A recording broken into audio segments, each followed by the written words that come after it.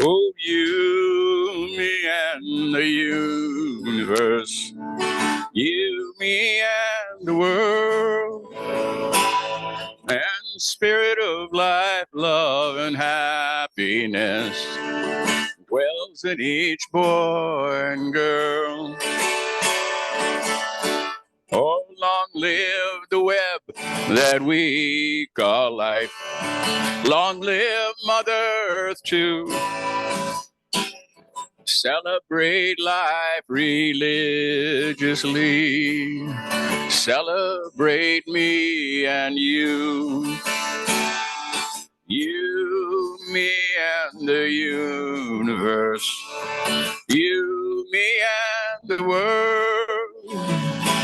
For spirit of life, love, and happiness dwells in each boy and girl.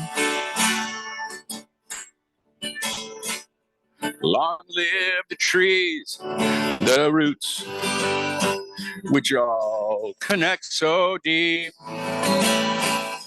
Oh, celebrate the water that rains down, so the farmers may reap. You, me, and the universe. You, me, and the world.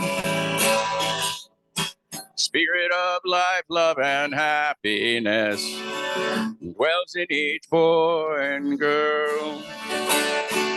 We are connected one to the other, all in every land. All races, plants, and creatures, if we could understand. So sing songs of all religions, gods and goddesses all, and find the meanings deep within by heeding our inner call.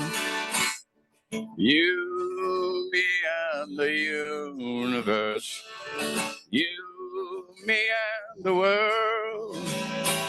Spirit of life, love, and happiness dwells in each boy and girl. So hear all the stories ever told, and the greatest is always this. Most of the hurts that we suffer can still be healed with a kiss. For love is the one great answer, religion from the heart. And love your neighbor and yourself. Love is religion's start.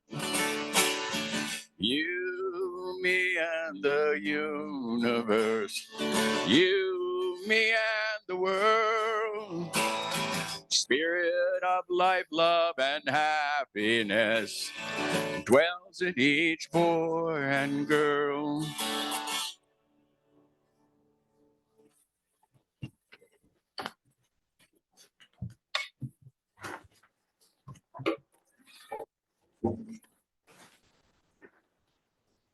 By Unitarian and Universalist minister, Reverend Thomas Starr King, from an 1863 sermon entitled Lessons from the Sierra Nevada. I believe that if on every Sunday morning before going to church, we could be lifted to a mountain peak and see a horizon line of 600 miles enfolding the copious splendor of the light on such a varied expanse, or if we could look upon a square mile of flowers representing all the species with which the creative spirit embroiders a zone, or if we could be made to realize the distance of the earth from the sun, the light of which travels every morning 12 millions of miles a minute to feed and bless us, and which the force of gravitation pervades without intermission to hold our globe calmly in its orbit and on its poise. If we could fairly perceive through our outward senses one or two features of the constant order and glory of nature, our materialistic dullness would be broken, surprise and joy would be awakened. We should feel that we live amid the play of infinite thought, and the devout spirit would be stimulated so potently that our hearts would naturally mount in praise and prayer. This is the San Marcos Unitarian Universalist Fellowship, a free and open community of faith. We come here to remind ourselves today and remind ourselves and each other something very important in our lives. Let's celebrate that. My name is Marissa Failer. I have been a member of SMOOF since 2011. I have served in many capacities here at SMOOF as a children's teacher, lay leader, board member, and it's been quite a while since I've been up here, but I'm very excited to be back up here this morning. As a reminder that we welcome all ages at all times in our sacred space, and often that comes with additional accompaniment and voices. We do have a room if you do feel the need for a quieter or louder space, but we want you to know that you're welcome in our space at all times. Joining me today is Reverend Art Severance. He has been with us many times over the years. Reverend Art has served many congregations around the country, including being Minister Emeritus at First UU Church of San Antonio, serving as chaplain at the UU camp UBARU, and he still does travel to speak to other churches and fellowships.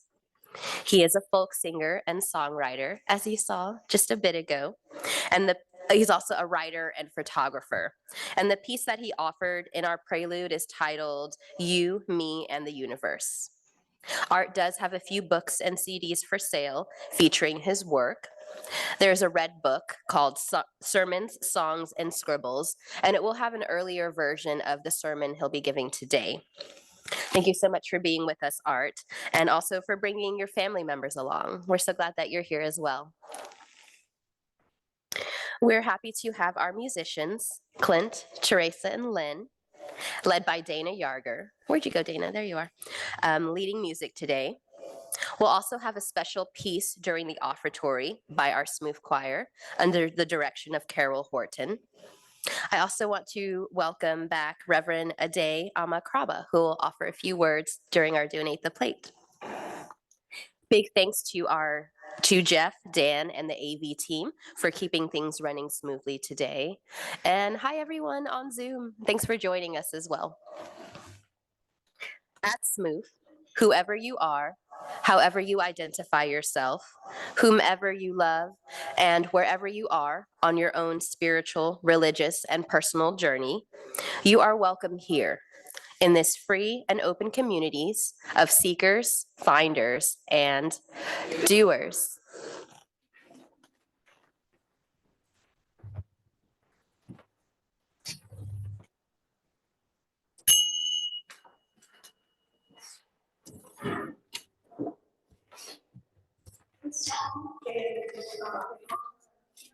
Wednesday.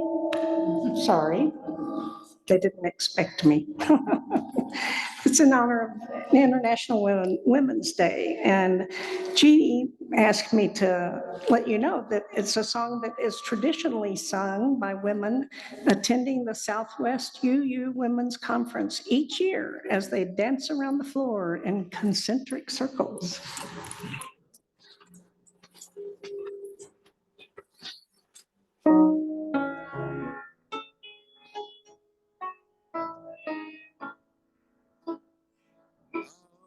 Could anyone ever tell you you were anything less than beautiful? How could anyone ever tell you you were less than whole? How could anyone fail to notice that your loving is a miracle?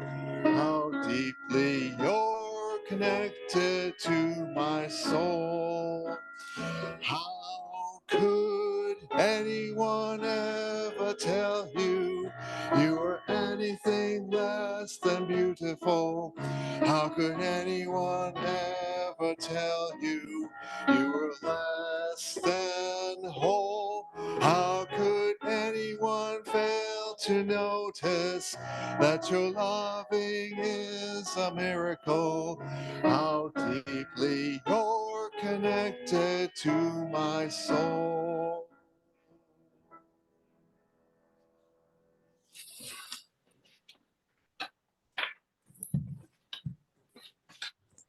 Please join me in these words for lighting the chalice. They're a little different from our typical ones, so they'll be up on the screen.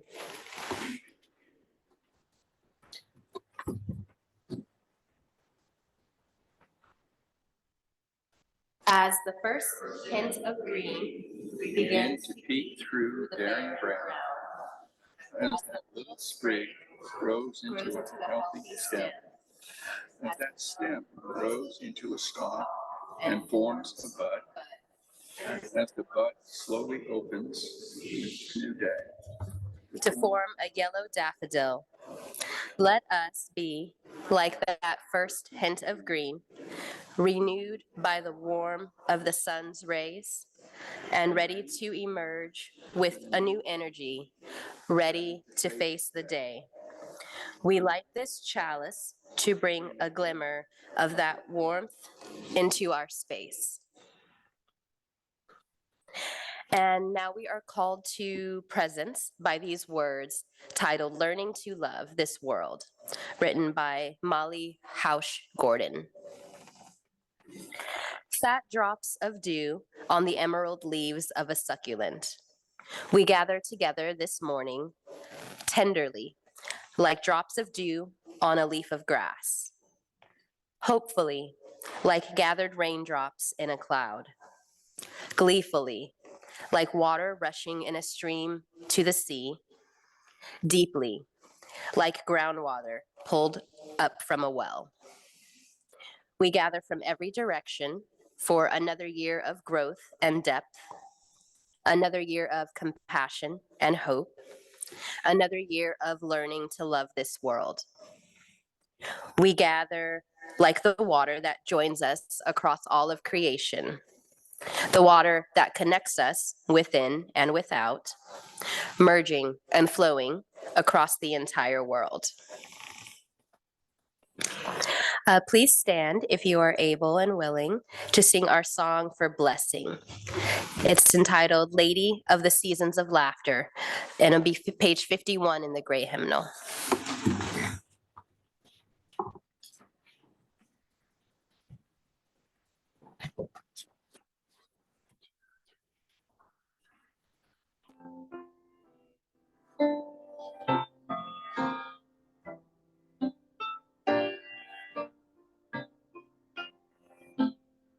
Lady of the seasons, laughter in the summer's warmth be near. When the winter follows after, teach our spirits not to fear. Hold us in your steady mercy, Lady of the turning year.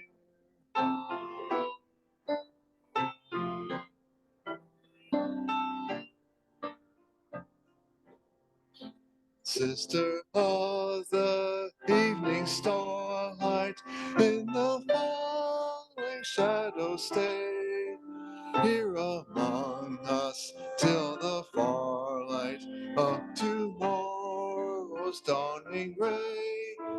Hold us in your steady mercy, Lady of the turning year.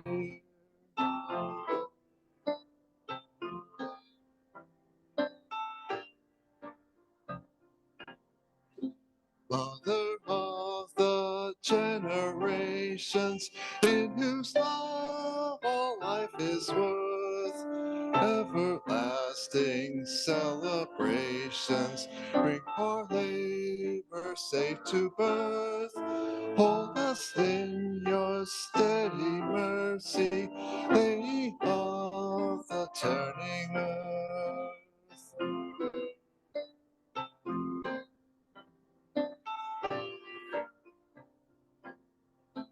Goddess of all time's progression, stand with us when we engage, hands in hearts to end oppression, write our history's fairer page.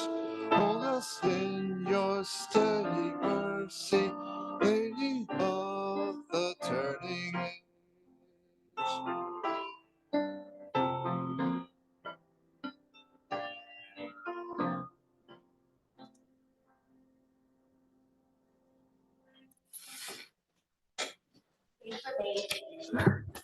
As we say together our spoken covenant. Say with me, please. Love is the doctrine of this church. The quest for truth is its sacrament, and service is its prayer. To treat each other and the earth gently, to celebrate our differences and cherish what we share, to work together for justice and the common good, and to keep our minds always open to new possibilities. Thus do we covenant with one another. You may be seated. Now is the time when we give in support of our values, mission, and vision. We will have an offering for our plate today, and there'll be some guidance up on the screen for giving electronically. You can bring your gifts up forward at the front here if you are interested in doing so, or we'll have a welcome station in the back where you can also donate any items, or excuse me, any donations. March 8th every year is International Women's Day. We just passed that on Friday. And SMOOF regularly recognizes this worldwide celebration day by adopting the International Convocation of UU Women as our Donate the Plate recipient for the month of March. Here with us today is past president of the International Convocation of UU Women, and someone you'll be familiar with, our former minister, Reverend Ade Kraba. She's going to tell us a bit about the UU Convocation and what they do and how our donations will help. Thank you, Reverend. Good afternoon. I'm Reverend Ade Kraba, past president of International Convocation of Unitarian Universalist Women. I'm honored and privileged to be here on their behalf. The International Convocation of Unitarian Universalist Women is not an old organization in the grand scheme of things. It was started here in Texas, with the first convocation being held in Houston in 2009. The Houston Convocation brought 600 women from 17 countries together, and a special collection at the event raised $10,000 for African projects. ICUUW engages in advocacy and education with other like-minded organizations to establish basic human rights for women, in addition to including access to economic opportunities, health care, security, and political expression. We do this by sharing goals and stories with one another to better understand best practices and by stimulating entrepreneurial leadership. Through your support, ICUUW continues to empower women and girls around the world to break down barriers. We are now collaborating with a Kenyan NGO to build marginalized young Kenyan women's capacity for long-term success through complex businesses and leadership training. When women and girls are empowered, changes are made in their communities that lead to global changes. ICUUW is in special consultative status with the United Nations Economic and Social Council, focusing on global women's rights and empowerment. The United Nations Commission of the Status of Women is an intergovernmental body exclusively dedicated to the promotion of gender equality and women's empowerment. It meets every year in March to consider what needs to be done to improve the lives and the political situation of women around the world. The annual meeting of the CSW takes place in person in the United Nations headquarters in New York City. As in previous years, ICUUW will have a delegation in New York attending these events in person and will also host 2 virtual parallel events at the CSW. This is the 68th session, and this year's theme is, and I quote, "Accelerating the achievement of gender equality and the empowerment of all women and girls by addressing poverty and strengthening institutions and financing with a gender perspective." End of quote. As privileged as many women are in this country, there are many gender inequities that remain. For me, that was of ultimate concern during my presidential year. And now I'm happy to say that ICUUW supports Sueños Sin Fronteras, a San Antonio-based women of color collective working at the intersection of reproductive justice and immigrant justice. This year, in particular, ICUUW is addressing mental health support for UU women in Transylvania, Romania, as well as life skills and drug prevention for Unitarian youth in the Khasi Hills in India. It is through your continued financial support that ICUUW can continue providing a network of support for women and building interrelation communities across national borders. Without the support of congregations like this one, the program and services that ICUUW provide would not be possible. Thank you for your continued commitment and support on behalf of the International Convocation of UU Women. Please give generously to this worthy organization that changes the lives of women and their families. Be sure to designate on your donation that it is for Donate the Plate. Thank you.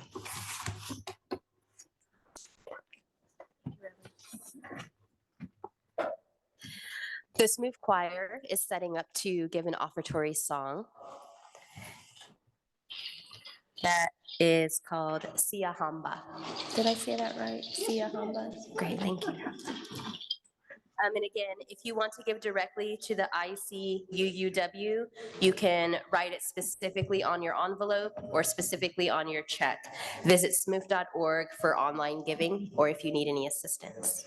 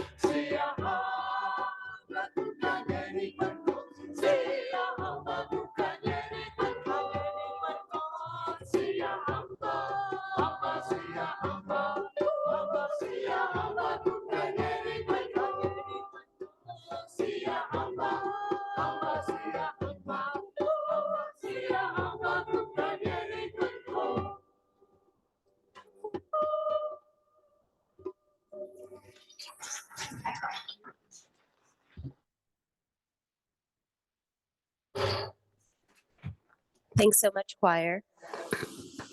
Now we'll have Reverend Art up for a time for all ages. If you are young or young at heart, feel free to come and join us on the first row.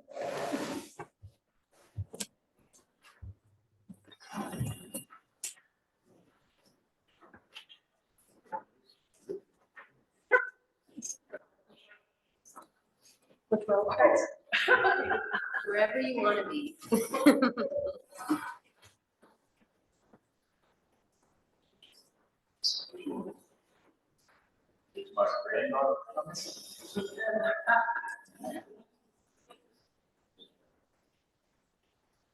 We have my granddaughter Joy with us this morning, and my daughter.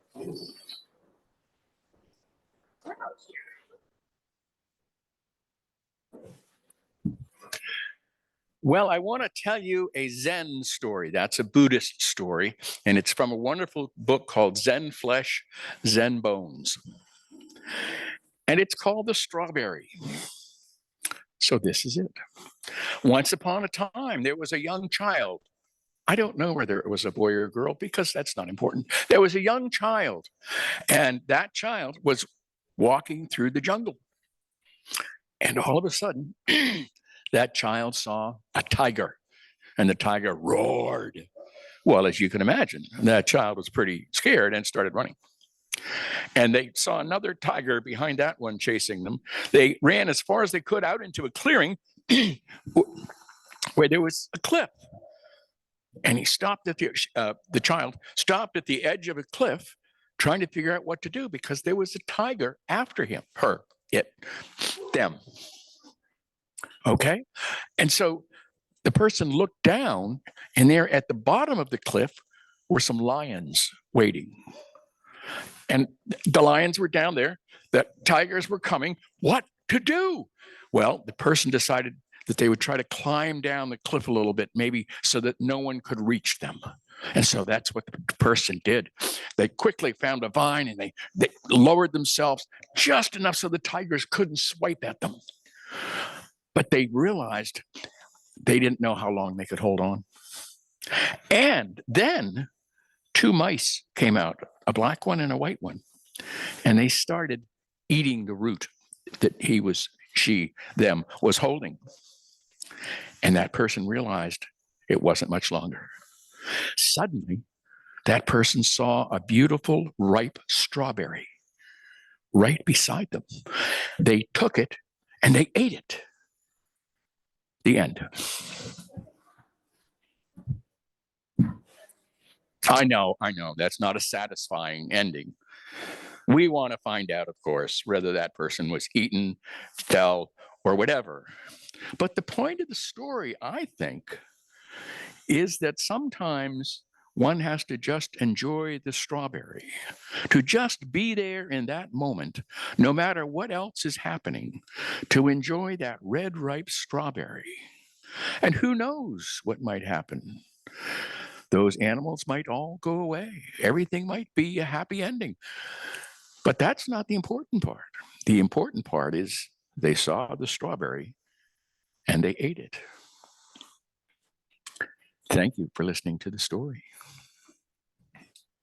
Shall we sing them out?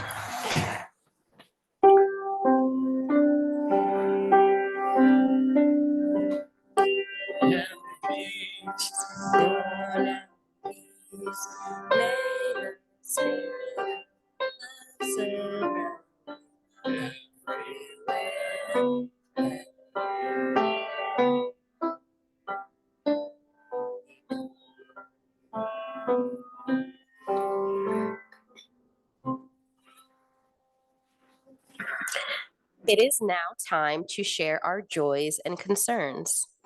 This is a time in our service where we open up the room, invite you forward, and to share whatever's on your heart. I personally don't think there is any restriction to a joy or concern, so I do not mind what you have to say about anything. There's a lot to say. There's a lot of joys and concerns. If you are here in person, please come up one at a time, drop a pebble at the table up front, and briefly share your joy or sorrow. If you're on Zoom with us and you have something to share, please put it in the chat and we can share that as well. Please make sure you do stand kind of close to the microphone so we can hear you all right. But I invite anybody at this time to come forward.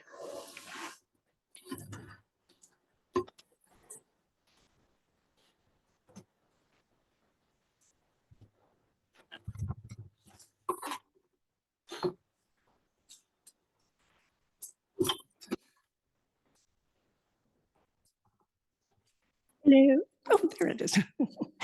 I'm Carol, and I hope you felt and heard the joy that was coming out of the choir over here. One of the things we talked about in rehearsal was for them to each think of something that they found very joyful. And I want to say that probably the two most common things I heard were grandkids and music. And there were some other good ones thrown in there, but I'm joyful for all of those things and for our choir.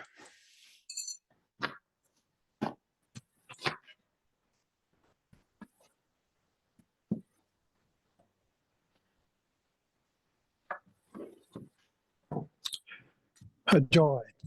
Yesterday, a huge group of Native Americans and Hispanics and a few Anglos and reprobates joined together in a march from City Hall in Austin to the state capitol.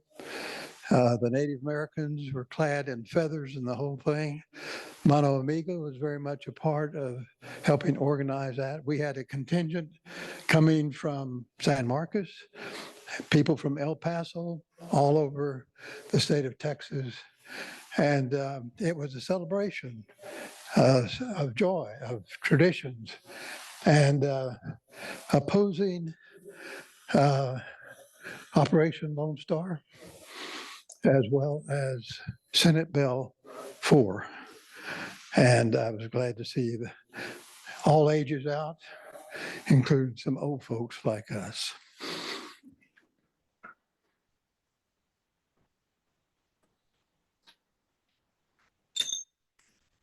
That's great news. I'm BJ Allen, and my joy is that I got to see a screening, an unedited version of the movie Christspiracy, and it's going to be showing in 600 theaters around the country.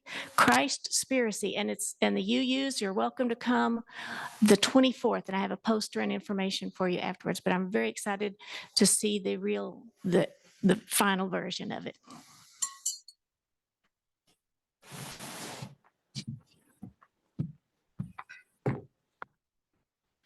Hi, everyone. I'm Marissa. I have a joy that for the first time, I've been cast to be in a musical. It's a very small ensemble role, but I'm just like very excited for doing new things as I'm approaching 40. Like, let's keep it going.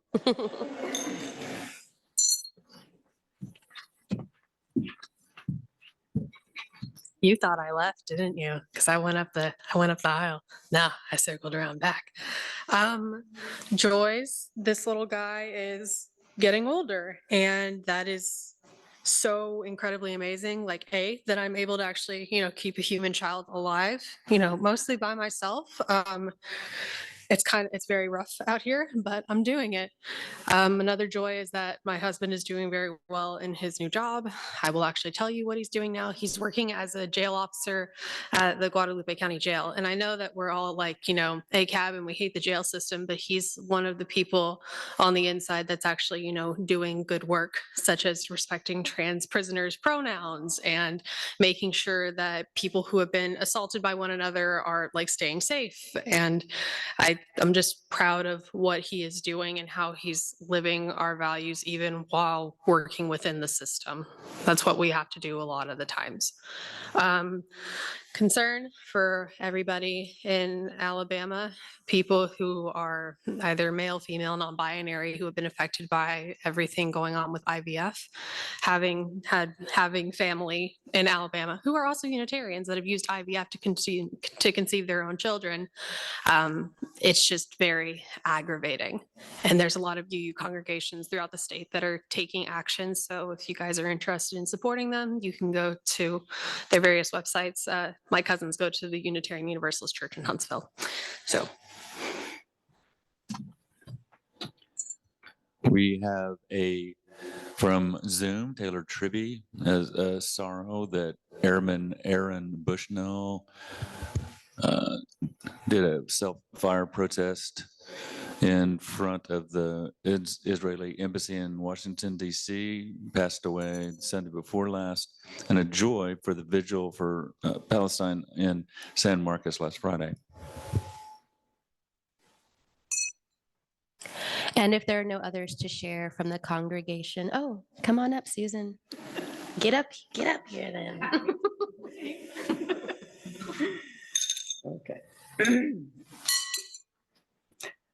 My name is Susan, and my joy is this afternoon. Many of my friends and I will be at the Price Center in San Marcos for the reception of the art exhibit celebrating the Day of the Woman, the female gaze, and it's going to be a great show between 3 and 5.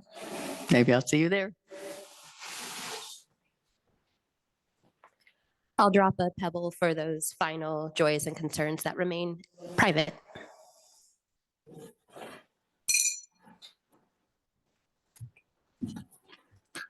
When I was growing up, Albert Einstein was known as the smartest man in the world.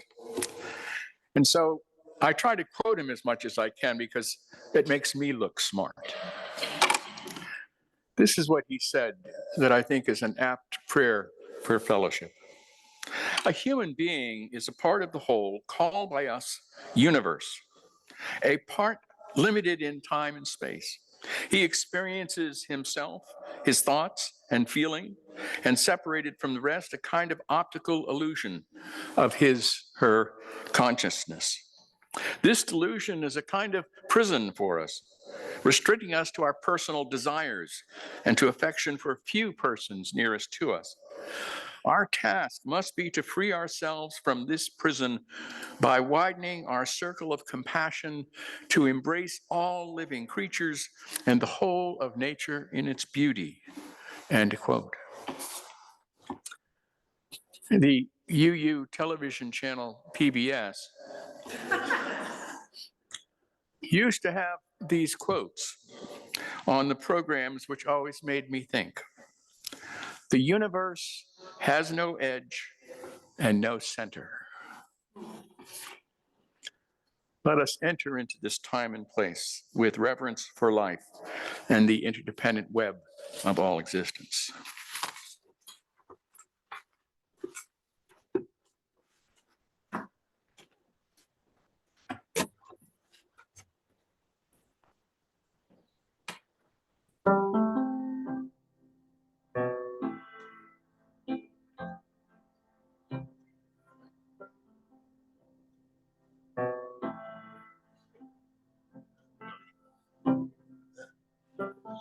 Breathe in, breathe out, breathe in, breathe out.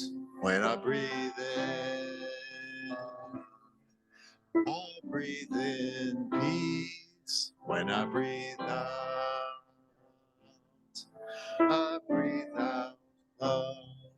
When I breathe in, I breathe in peace. When I breathe out, I breathe out love. Do-do-do. When I breathe in, I breathe in peace. When I breathe out, I breathe out love. When I breathe in, I breathe in peace. When I breathe out, I breathe out love.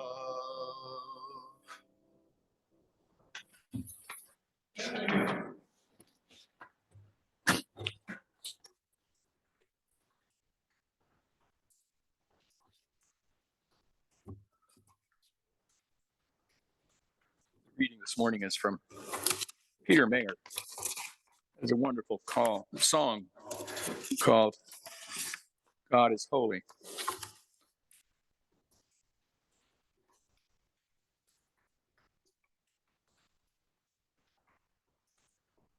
Called Holy Now. When I was a boy, each week on Sunday, we would go to church and pay attention to the priest. He would read the holy word and consecrate the holy bread, and everyone would kneel and bow. Today, the only difference is everything is holy now. Everything, everything, everything is holy now. When I was in Sunday school, we would learn about the times Moses split the sea in two and Jesus made the water wine. And I remember feeling sad that miracles don't happen still. But now I can't keep track because everything's a miracle. Everything, everything, everything's a miracle. Wine from water is not so small, but an even better magic trick is that there is anything here at all. So the challenging thing becomes not to look for miracles, but finding where there isn't one. When holy water was rare at best, it barely wet my fingertips. But now I have to hold my breath like I'm swimming in a sea of it. It used to be a world half there, heaven's second-rate hand-me-down. But I walk it with a reverent air, because everything is holy now. Everything, everything, everything is holy now. It's not a testament. That would be very hard to say. See another new morning come and say it's not a sacrament. I tell you, it can't be done. This morning outside I stood and saw a little red-winged bird shining like a burning bush, singing like a scripture verse. It made me want to bow my head. I remember when church let out how things have changed since then. Everything is holy now. Heaven's second-rate hand-me-down. It used to be a half world there, but now I walk it with a reverent air, because everything, everything is holy now.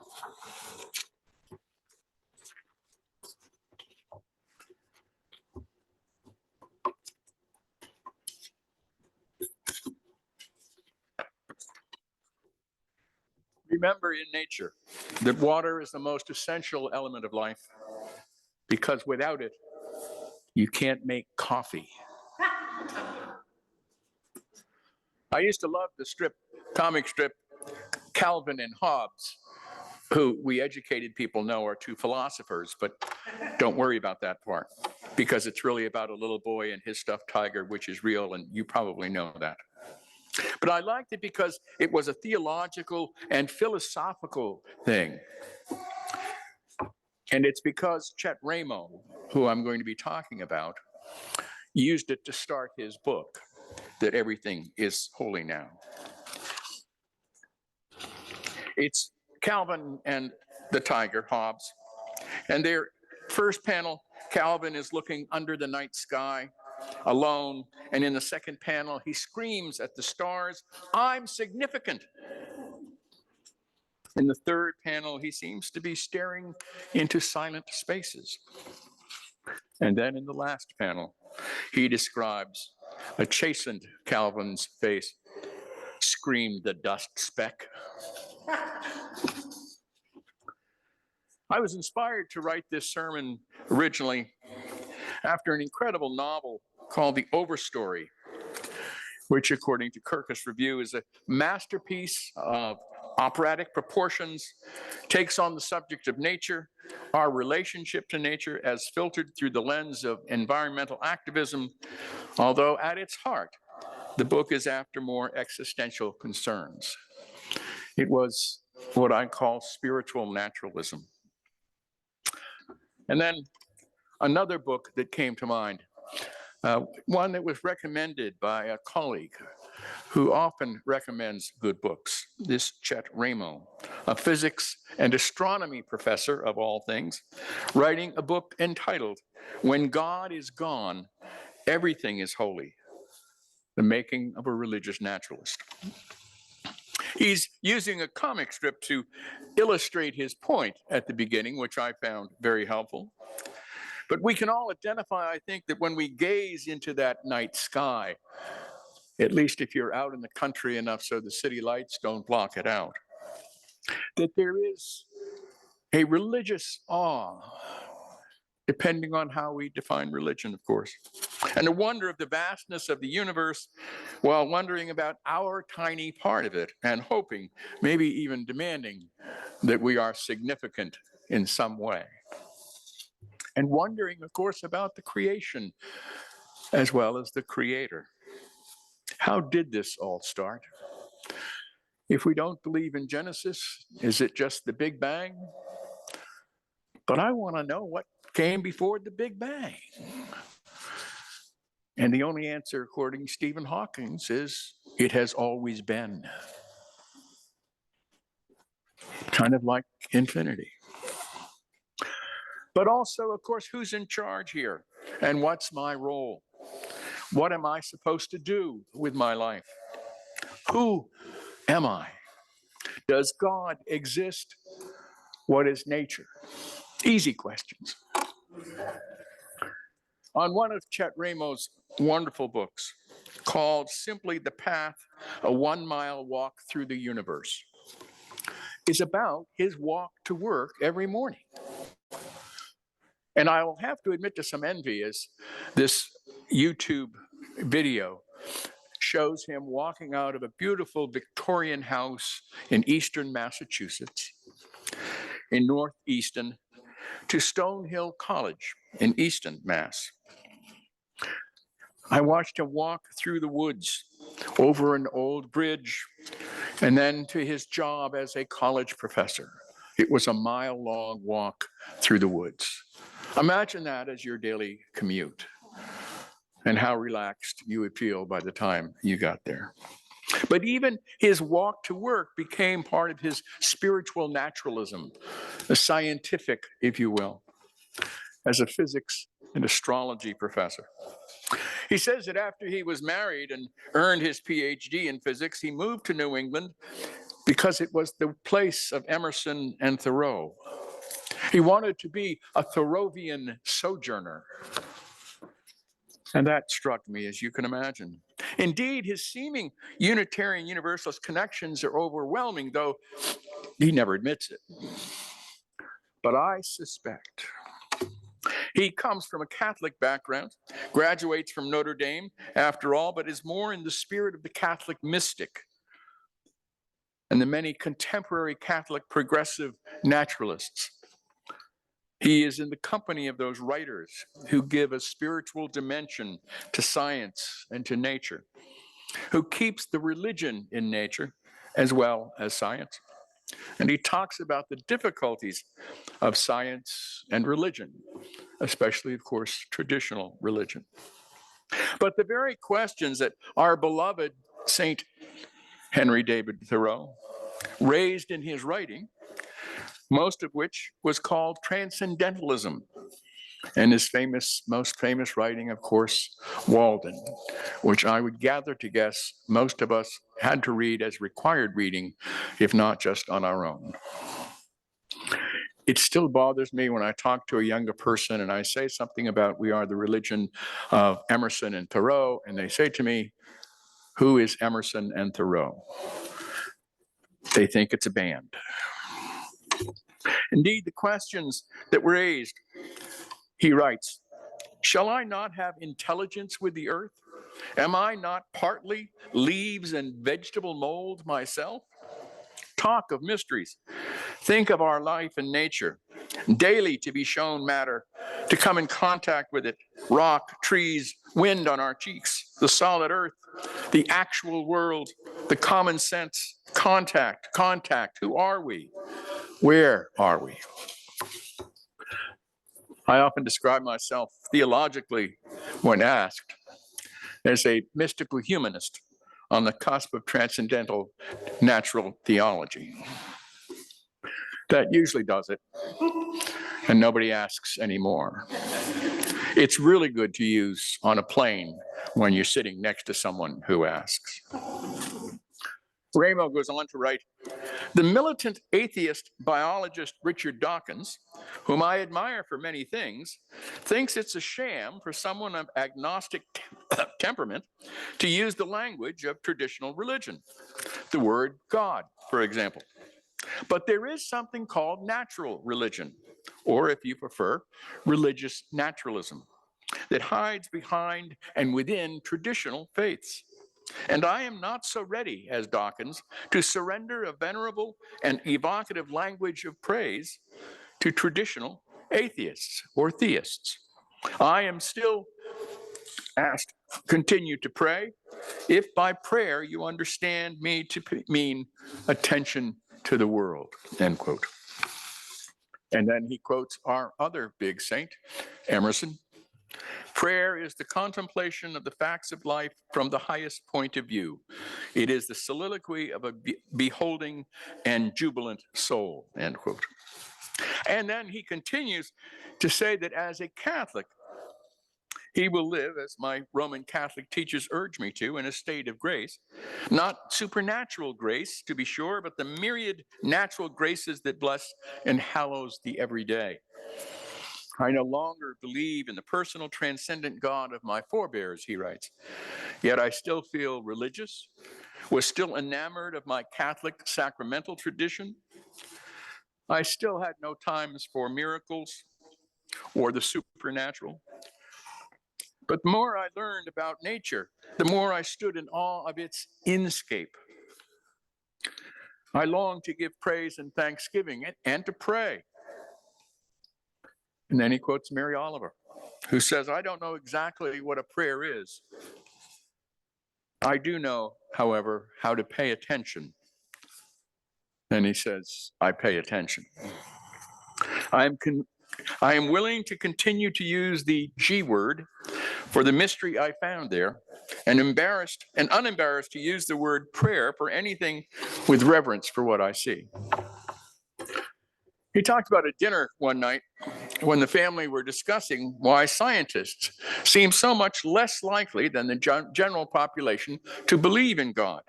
According to the polls, about 9 out of 10 Americans say they believe in God. Not that they act that way, but they say they believe in God.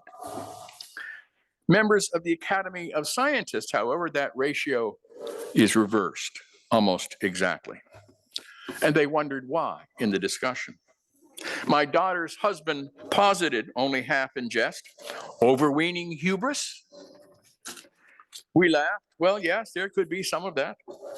And then my daughter said she wondered, what does wean mean, overweening? And although we had heard or used that term all our lives, we didn't know either. And so, of course, looked it up.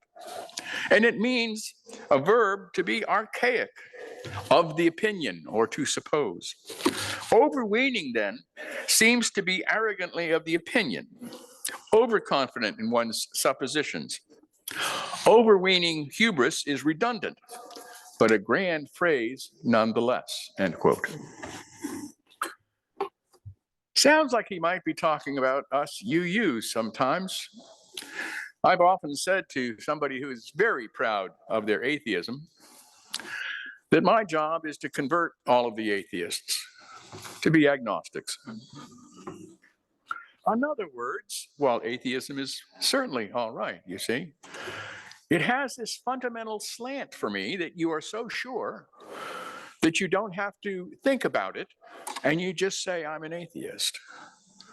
Whereas agnostics are questioning, searching, not sure. Anyway, I observe sometimes, he says, how people who criticize religion as being overzealous and fundamentalists seem to come off sounding that way themselves. And he says, I have given up the certainty that I know the truth.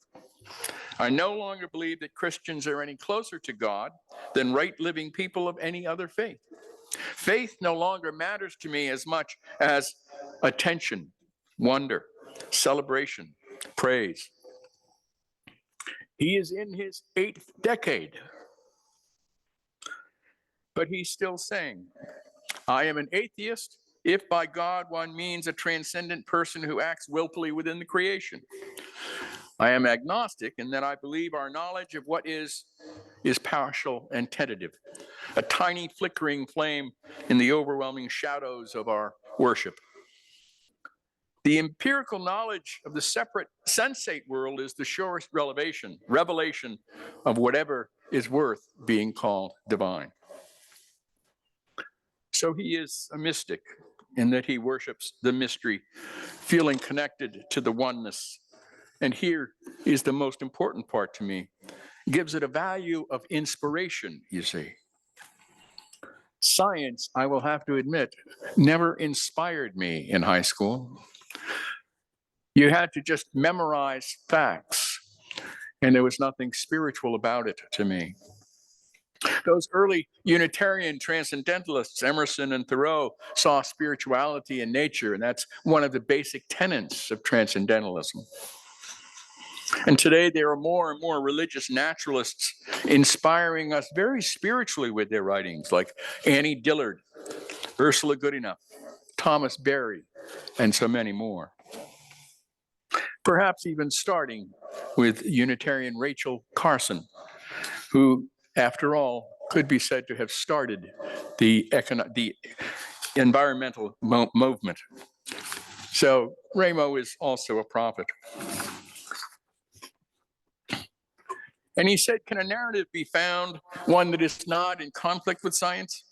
The truly evolutionary epic retold as poetry is as intrinsically ennobling as any religious epic, and religious naturalists agree.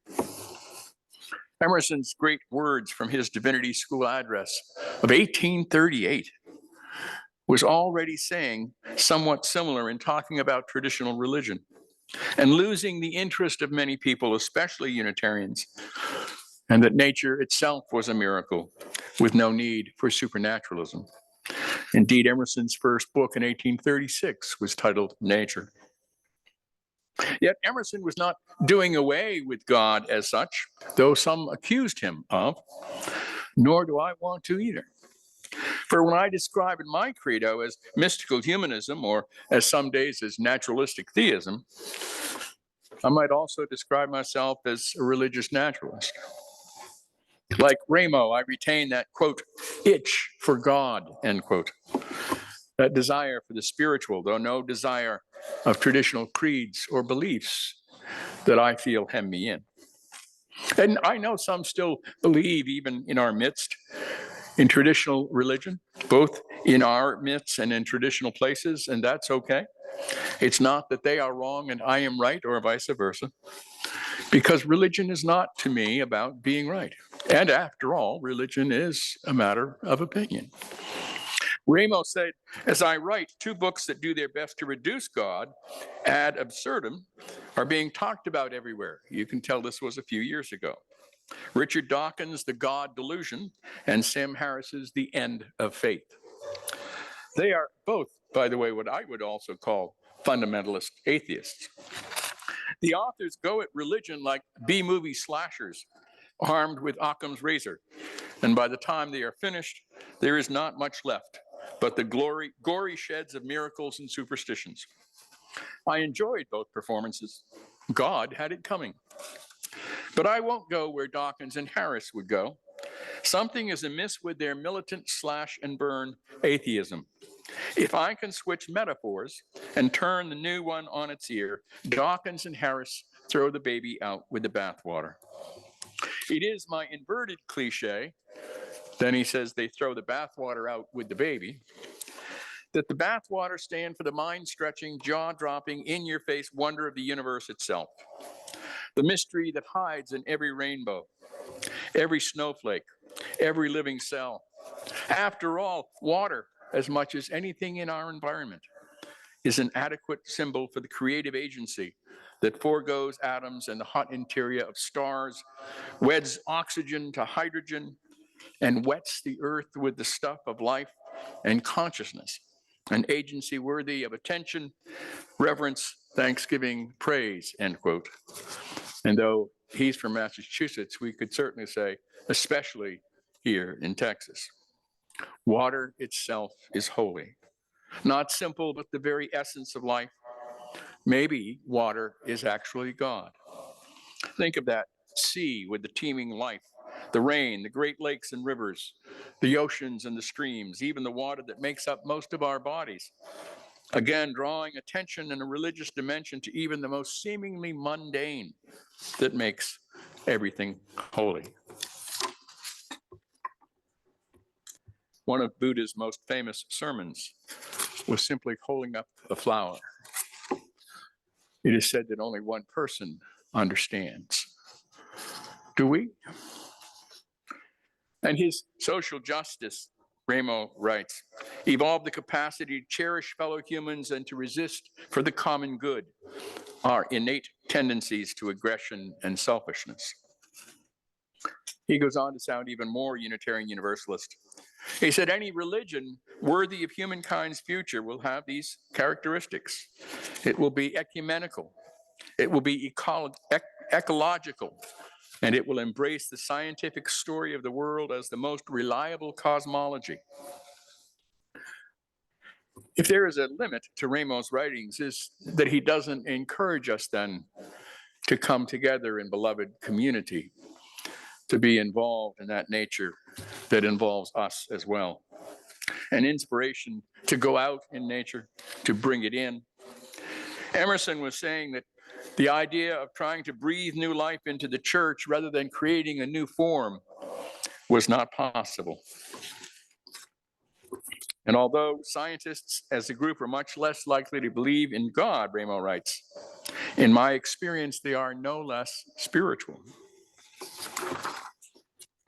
It is, I think, the sacred connection of oneness that the mystics of all religions and times tell us in all our holy books that are beyond God or gods or goddesses and might even be the gods or God if we looked at it in another way.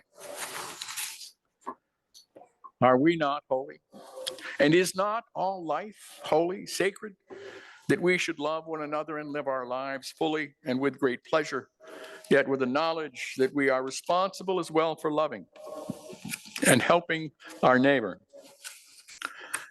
And our neighbor is the world. It is not stopping at the border. Love life. Amen. Peace. Shalom, which is peace in Hebrew. Assalamu alaikum, which is peace be upon you in Arabic. Abrados a todos, which is hugs all around in Spanish. Namaste, which is the Hindu greeting of the God within to you, the other God within. Blessed be. And let me add one more blessing that I adopted from the Spanish many years ago. To say goodbye in Spanish, as most of you know, is simply vaya con Dios, which means literally go with God, although they just mean goodbye. And so I decided we needed to change it to vaya con su Dios, go with your God. So peace, love, shalom, salam, blessed be, namaste, abrados a todos, and vaya con su Dios.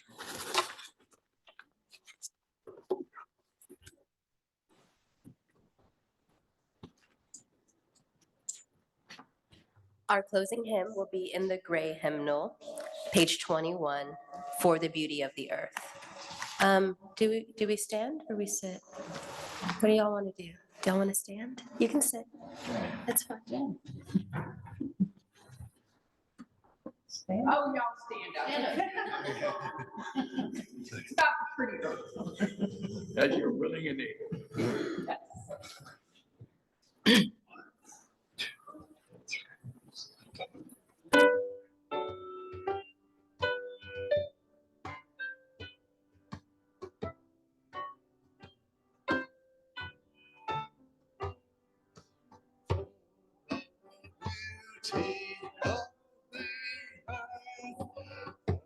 The splendor of the skies, for the love which from our birth over and around us lies.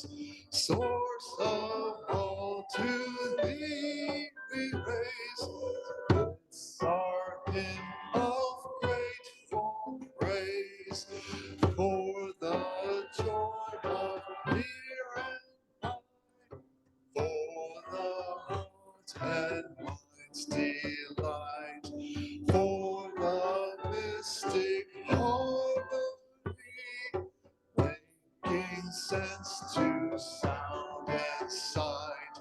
Source of all, to thee we raise this our hymn of grateful praise, for the wonder of each hour of the day and of the night, hill and vale and tree and flower, sun and moon and stars of light. Source of all, to thee we raise this our hymn of grateful praise, for the joy of human care, sister, brother, parent, child, for the kinship we all share, for all gentle thoughts and mild. Source of all, to thee we raise this our hymn of grateful praise.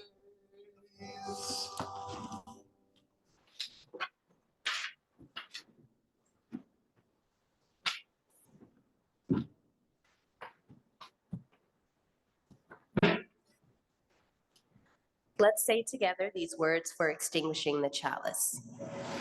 We extinguish the chalice.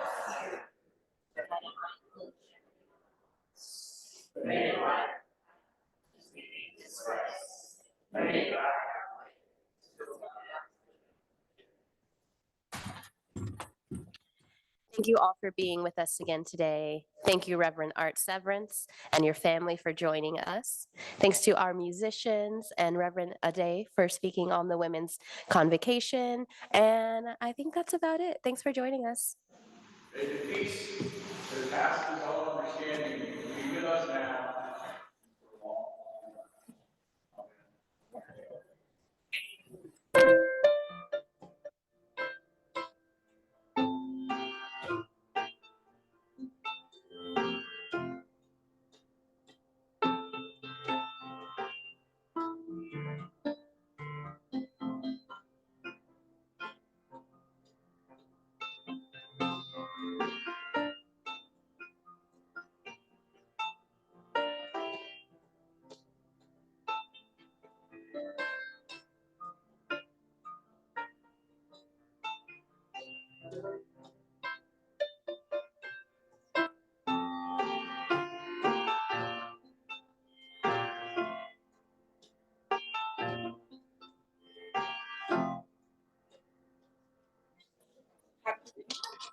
Can we do